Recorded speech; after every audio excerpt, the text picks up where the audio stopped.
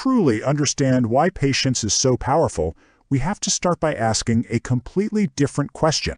I mean, seriously, why do so many people who get into investing end up losing money or just getting frustrated and giving up entirely?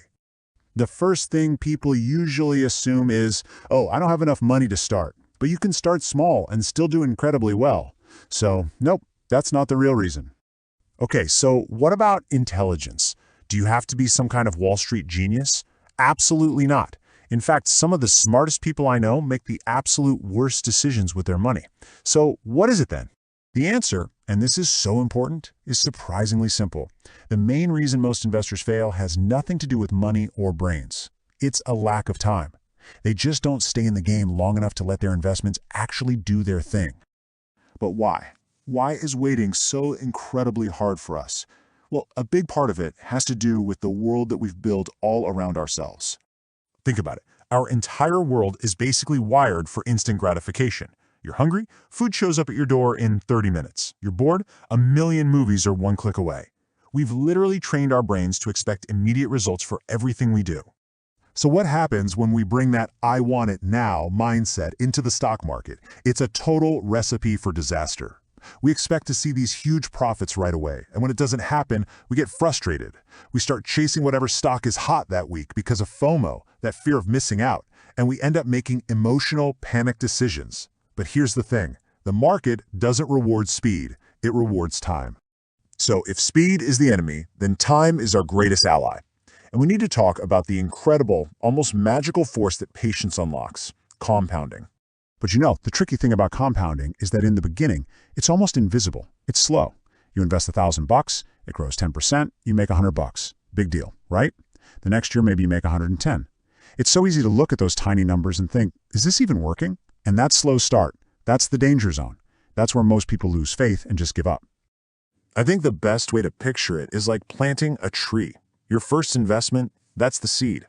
And for a long, long time, it feels like nothing is happening.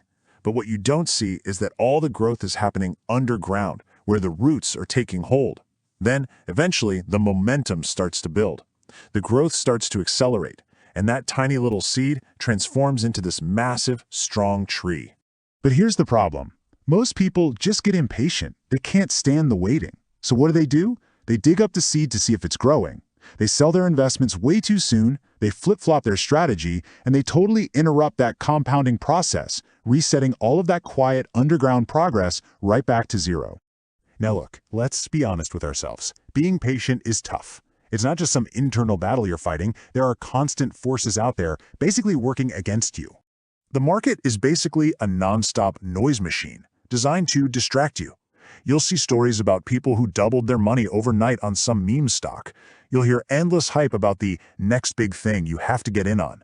And of course, you'll be hit with scary headlines every single day. All of this creates this immense pressure to do something, anything, right now. And this is why true patience in investing isn't a passive thing. It's not just waiting around. It is an active discipline. It is the conscious, deliberate decision to not react to all that noise.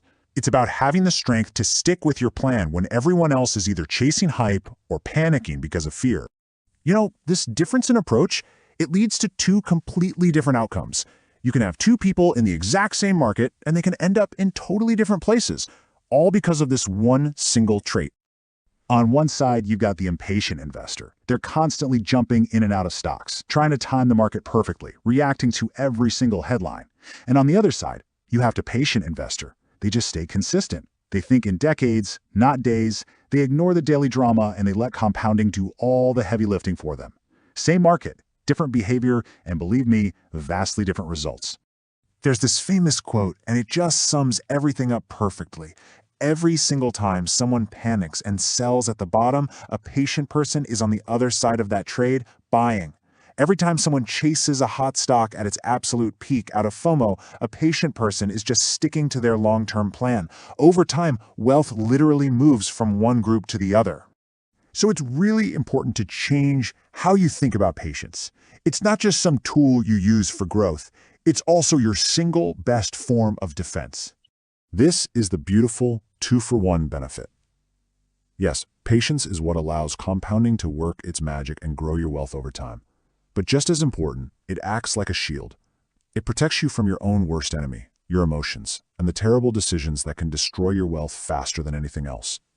So, you see, the real questions you need to ask yourself have nothing to do with finding the perfect stock. They're all about you. Can you wait when things get boring? Can you stay calm when the market is going crazy? Can you really, truly trust that the process is working even when you can't see it?